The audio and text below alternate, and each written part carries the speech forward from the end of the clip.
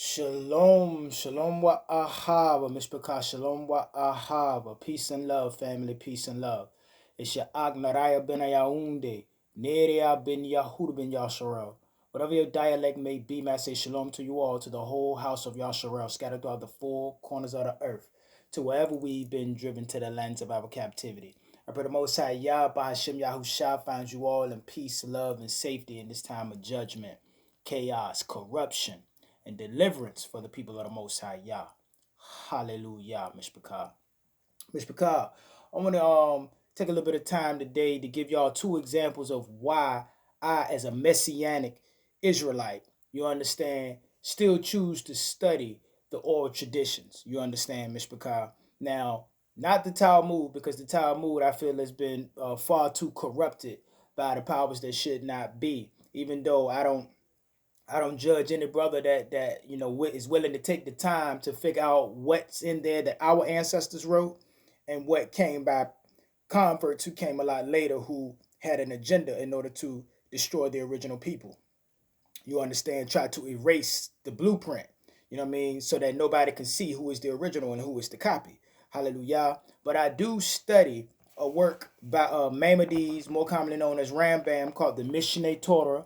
The Mishneh Torah is a collection of about 18 books, and it's a commentary that further explains or simplifies the works of the Mishnah.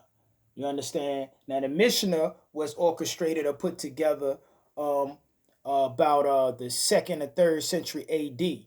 And the Rambam put together the Mishneh Torah in the 12th century between 1170 AD and 1180 AD while he was in Egypt. Now, mind you, it's rather expensive. The Mishneh Torah is going to run you between $800 and $1,000, but some of y'all spending that on sneakers. You understand? So I don't want to hear nobody talking about certain things are too expensive when it comes to educating yourself. Y'all choose to spend y'all money on sneakers. Israelites choose to spend our money on books. Hallelujah. But there are many within the awakening that would choose not to study the oral tradition. And to each his own. We all agree on that Torah and the faith in Hamashiach Yahushua. It's all good. But I choose to educate myself a little further to understanding the culture as it was in its antiquity, Mishpachah. And it also answers a lot of questions when you're reading. For example, in the Sefer Kedushah, or the Book of Holiness, in the chapter called the Hilkot Isorei Biyah, which means the laws governing forbidden sexual relationships.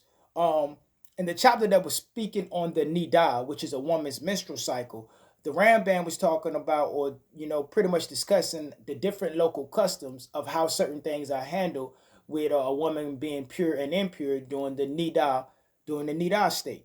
And it was a sentence that caught me today as I was reading on one of my breaks in the plantation. And it says on page 140, it says, it is commonly accepted, Slikah.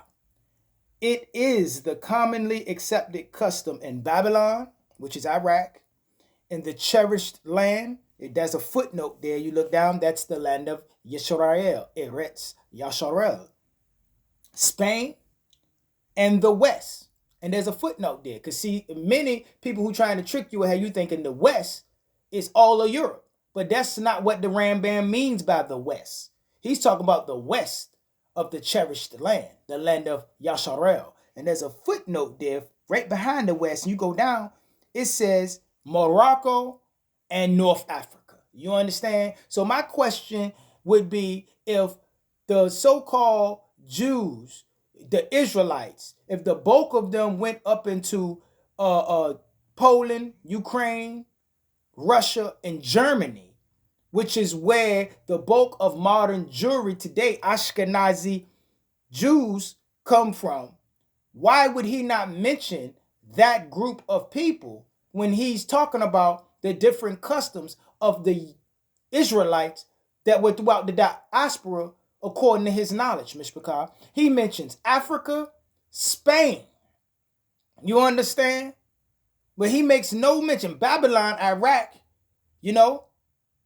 but he makes no mention of the so-called European Jew. That would be a question that I would pose to those who are trying to deny you who you are, Mishpachah. Why is the Rambam not mentioning these people? If these were the bulk of, if this is where the bulk of our people went after the dispersion. And even being fair, if you go over to the next page, he mentions France. But look at how he says it. He says, we have heard that in France. Like he don't even talk to these people. He don't know nothing about it. But if these were Israelites there, other than people that converted during the Khazarian conversion, you understand? And they are a different separate group of people that he is not too familiar with because they are not Israelites. He just know that they are people that are practicing Judaism. You understand? Then that would make sense why he would say, we have heard. We don't know because we don't deal with them people. You understand? And then there's a footnote there by France. So you go down and it says France, whose halakhic or halaic, depending on your pronunciation, tradition differed from that of the Sephardic community in many particulars. Probably like that big furry hat that they wear that's made from the fur and the skin of an unclean animal. Like, why would an Israelite put on his flesh something that's made from an unclean animal?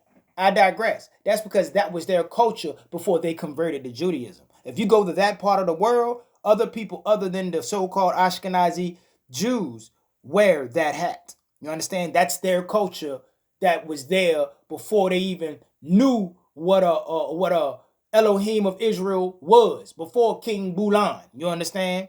But I digress. Another example I will give to you why it is that I study the oral tradition is because now in the Mishnah, some of our brothers in there waking to try to teach you away and limit your learning. They try to limit your learning by telling you, oh, don't study that. Them Europeans wrote that. That's all just their stuff. That's all Judaism. You understand, Mishpachah? But I always pose to people and tell people, in order to maintain a good lie, you got to maintain certain parts of the truth. You understand? So I will ask you, some of the things that you were doing that people would consider Judaism, are you doing their thing or are they doing your thing?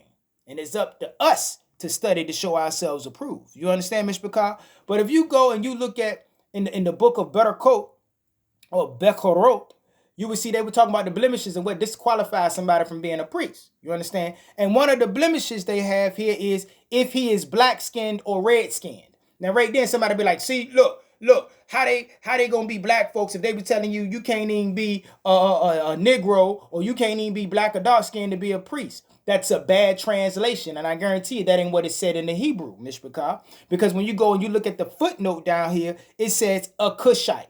See what I'm saying? So a better translation would be if he's an African convert. He can't be no priest. You understand? That'll be better. But they put black skin there because that's the people that control it now want you to think that way. And then the brothers that's trying to control and limit your thinking and don't want you to grow out of their doctrine want you to think the same way, Mishpachah. Because if you keep reading in this book and you get to the chapter of Negaim and you dealing with Zoharot, which is the laws dealing with leprosy, you understand? You will see that it says that Rabbi Ishmael says that the children of Yasharel, may I make atonement for them, are like boxwood, neither black nor white, but of the intermediate shade. So the children of Yasharel were boxwood. Okay? We were boxwood. That was our complexion. Mishpachah. That is boxwood. You understand? Every shade of brown, just like every Israelite family you know, make up every shade of brown, Mishpachah. You know what I mean? You look at me, boxwood. Look at my father. May he rest in peace. Huh? See that?